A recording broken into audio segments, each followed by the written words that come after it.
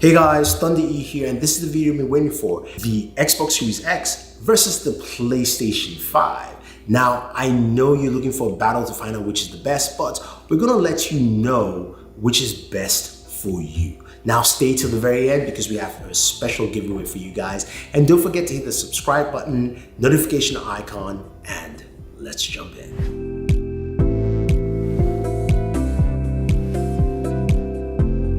Okay, taking a look at both consoles, let us start off with design and hardware.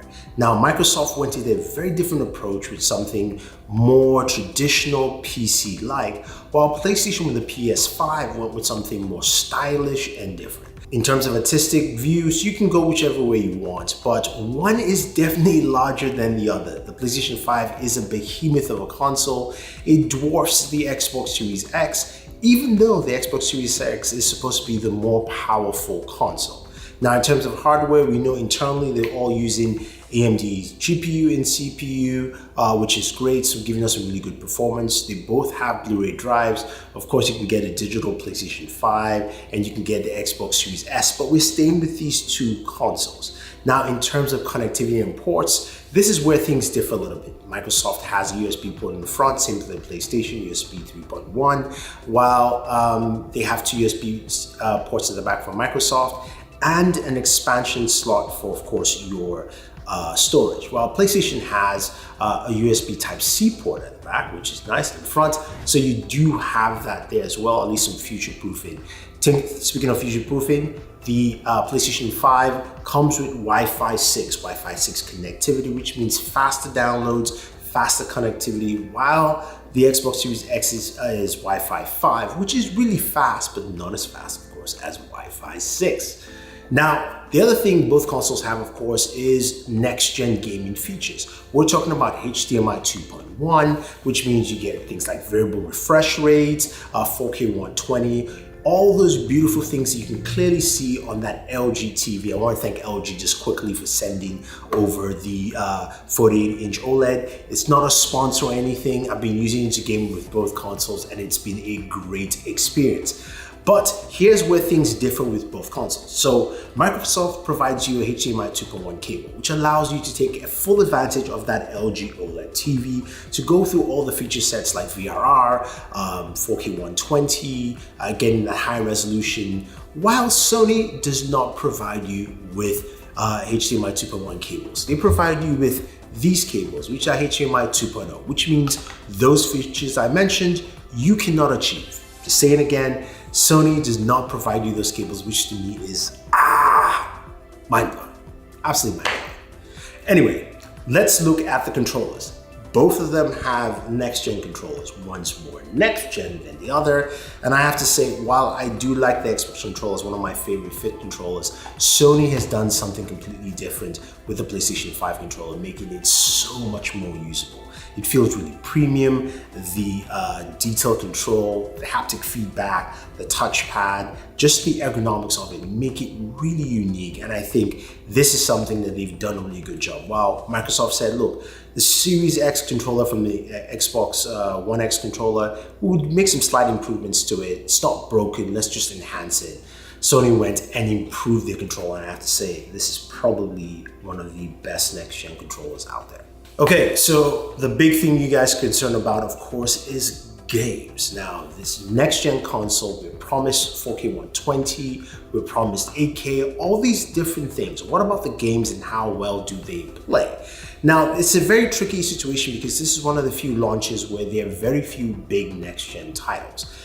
Microsoft has very few, leaning more on third-party, while Sony has a couple for you to go with. So let's start off with Sony with the two games that they at least are highlighting. One of them is Spider-Man Miles Morales, which looks absolutely fantastic. It's a great-looking game. Highlights the functionality of the PlayStation 5. Looks really, really good and plays well. It's a short game, but again, it's worth picking up for the PlayStation 5.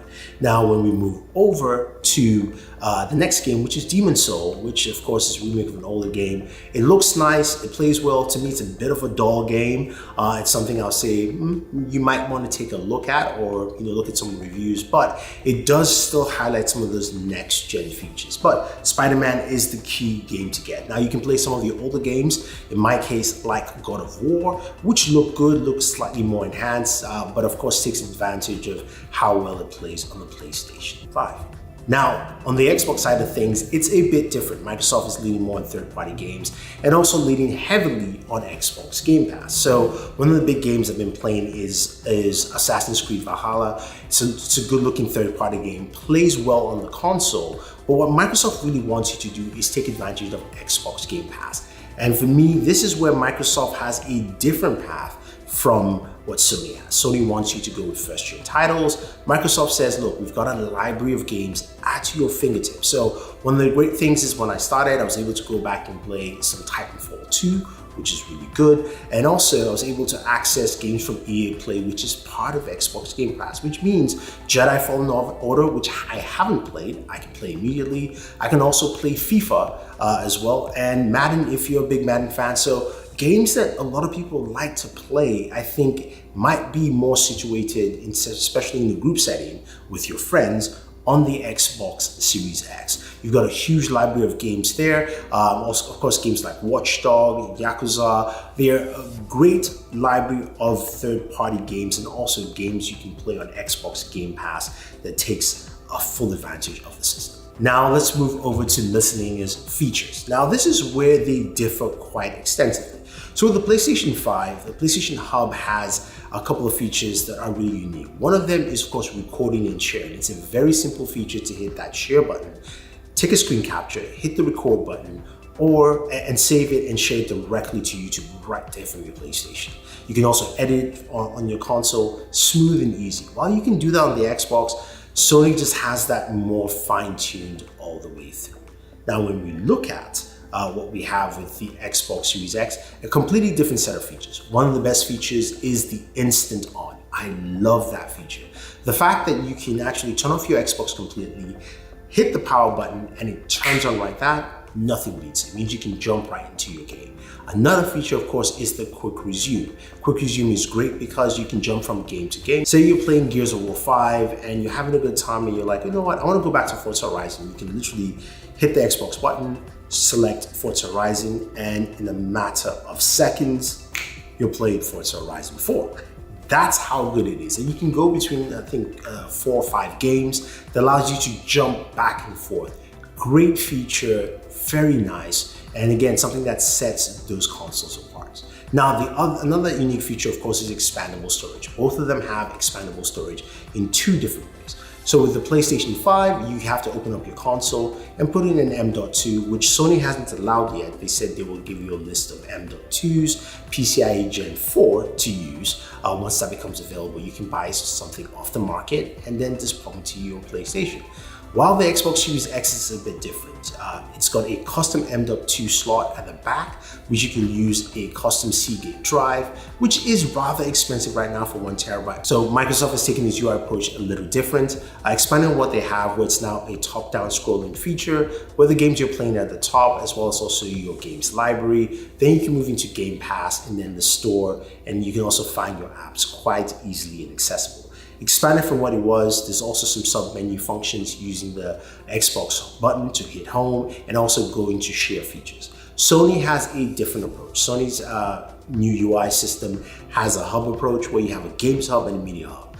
And the games hub has everything to do with your games. Your games are at the top of the screen. You can scroll through those games and it gives you more details as you scroll down within each of those games. Things you've recorded, captures, what friends are doing, that kind of stuff. You can move over to the Media Hub, which has all your media features like your Netflix, your Hulu, your HBO Max, all those different things packed in there. So it's a very different approach. I kind of like both at the same time. So for me, it's split right there. So looking at both consoles, I have to say that they are 2 very different approaches to the same thing. Microsoft wants to give you a more, honestly, Netflix approach to gaming, which I kind of like, allowing me to explore and see more content while also giving me a very powerful console that can do more.